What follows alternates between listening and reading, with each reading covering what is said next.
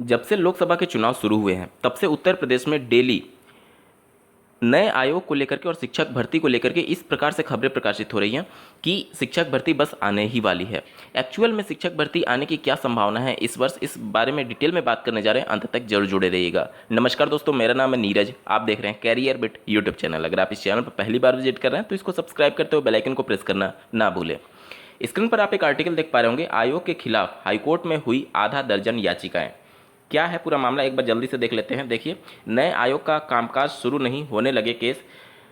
नवगठित उत्तर प्रदेश शिक्षा सेवा चयन आयोग ने अभी कामकाज शुरू भी नहीं किया है, इसके खिलाफ न्यायालय में मुकदमा होना शुरू हो गया है। कार्यवाहक अध्यक्ष और प्रमुख सचिव उच्च शिक्षा की अध्यक्षता में शुक्रवार को पहली और औपचारिक बैठक से पहले ही नए आयोग के खिलाफ लगभग आधा दर्जन मुकदमा हाईकोर्ट में हो चुका है। याचिकाकर्ताओं ने एरियर एसीपी जैसे मुकदमों में नवगठित आयोग को पार्टी बनाया है। वहीं प्रयागराज के ही एक अल्पसंख्यक विद्यालय ने वर्षों से शिक्षक भर्ती न होने के कारण आयोग को पार्टी बनाते हुए हाईकोर्ट में मुकदमा दर्ज किया है, क्योंकि अल्पसंख्यक संस्थानों में शिक्षक भर्ती की जिम्मेदारी भी इस नए आयोग को ही दी गई है। 2017 में तत्कालीन माध्यमिक शिक्षा मंत्री ने अल्पसंख्यक कॉलेजों में शिक्षक भर्ती पर रोक लगा दी थी। उसके बाद से शिक्षकों की भर्ती नहीं हुई। पुराने शिक्षकों के सेवानिवृत्त होने के कारण कॉलेज संचालन में अड़चन आ रही है।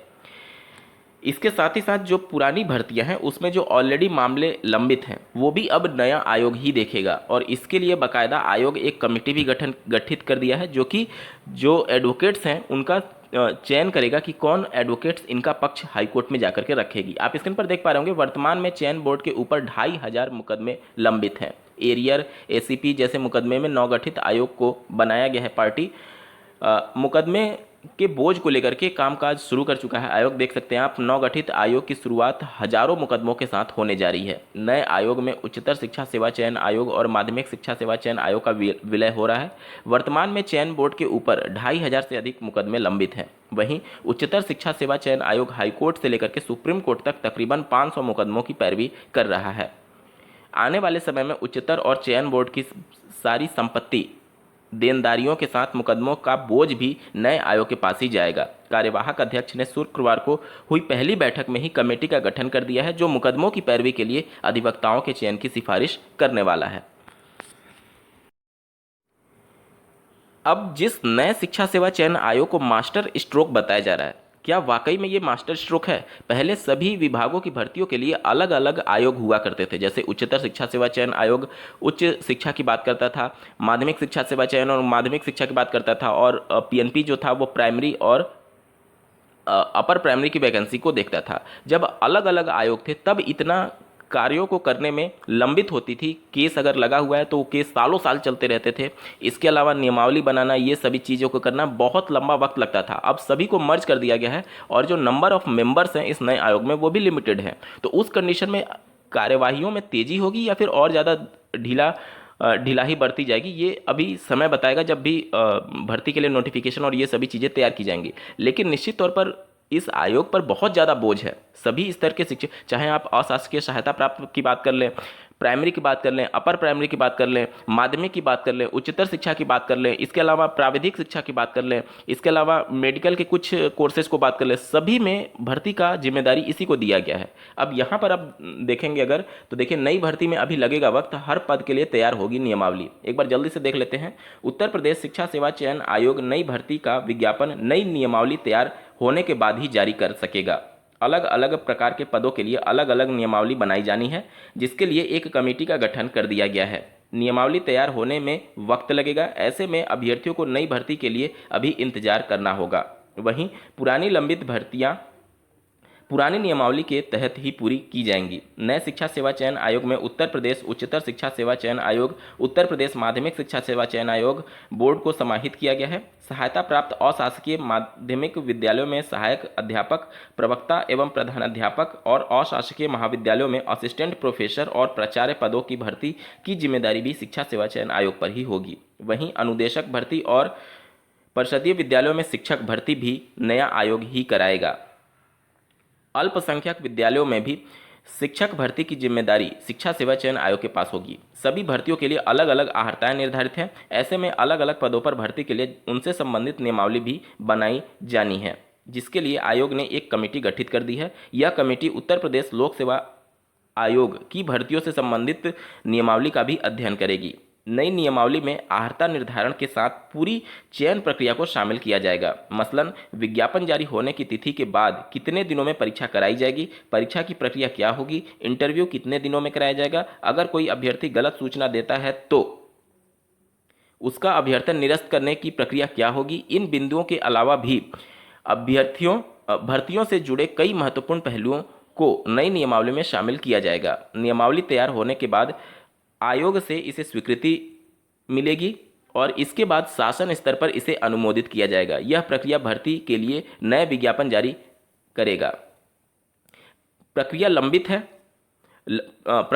है, 100 अभ्यर्थियों को नई भर्ती के लिए इंतजार करना पड़ सकता है। वहीं आयोग के गठन से पूर्व अशासकीय महाविद्यालयों में असिस्टेंट प्रोफेसर के 1017 पद और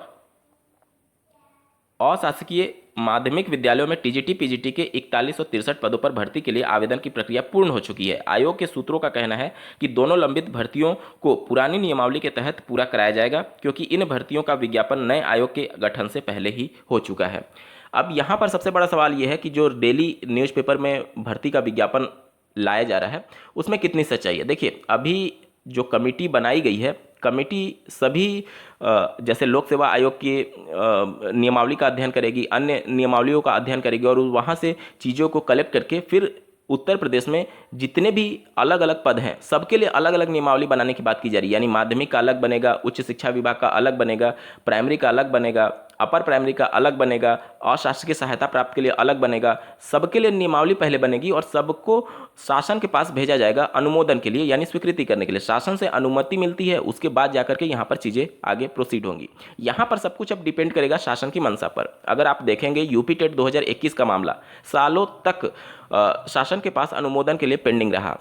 जब तक शासन से मंजूरी नहीं मिली तब तक वो चीज़ें आगे नहीं प्रोसीड हो पाई। इसी प्रकार से अगर आप इन भर्तियों को लेकर के देखेंगे तो उत्तर प्रदेश में नई प्राथमिक स्तर की शिक्षक भर्ती को लेकर के पहले ही ये कई बार स्पष्ट किया जा चुका है कि उत्तर प्रदेश में परिषदीय प्राथमिक विद्यालयों के पद खाली नहीं है और ज़रूरत से ज़्यादा यहाँ पर टीचर हैं। अनुपात की बात जब आती है छात्र शिक्षक अनुपात की, तो वो मानक से भी नीचे जा चुका है, कई बार सूचना दी गई है। तो क्या शासन इसको लेकर के मंजूरी देगी, ये भी बहुत बड़ा सवाल है।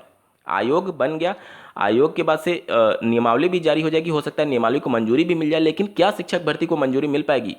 साथ ही साथ आपको ये भी इस नज़रिए से भी देखना है कि जब लोकसभा चुनाव था सर पर और जब वोट बैंक के लिए सरकार कुछ भी करने के लिए तैयार रहती है, तब यहाँ पर शिक्षक भर्ती का विज्ञापन नहीं जारी किया गया। तो इस चुनाव के बाद से क्या ऐसी मजबूरी होगी कि शिक्षक भर्ती का विज्ञापन जारी हो जाएगा? बहुत मुश्किल लग रहा है। अगर आप देखेंगे 2027 में विधानसभा का चुनाव है और अगर उस चुनाव को टारगेट किया गया तो 2026 में जाकर के शिक्षक भर्ती का विज्ञापन जारी किया जा सकता है नई प्राथमिक स्तर की शिक्षक भर्ती को लेकर के। तो अभी उत्तर प्रदेश में अगर शासन की मंशा भी हुई तो कम से कम इस साल तो शिक्षक भर्ती आने की उम्मीद कम दिख रही है, क्योंकि आज हम लोग 5वें महीने में हैं, 7 महीना सिर्फ बचा हुआ है इस साल में और 7 महीने में आयोग को बहुत सारी जिम्मेदारियों को निभाना है। पहले तो इनके द्वारा कमेटी अपनी रिपोर्ट देगी नई नियमावली पर, उस नियमावली को फिर से आयोग अध्ययन करेगा। आयोग के बाद से अगर उनसे मंजूरी मिलती है तो फिर शासन के पास भेजा जाएगा। शासन के पास कितने लंबे समय तक ये पेंडिंग रहेगा, उसके बाद सबसे पहले यूपी टेट की परीक्षा का आयोजन कराना है।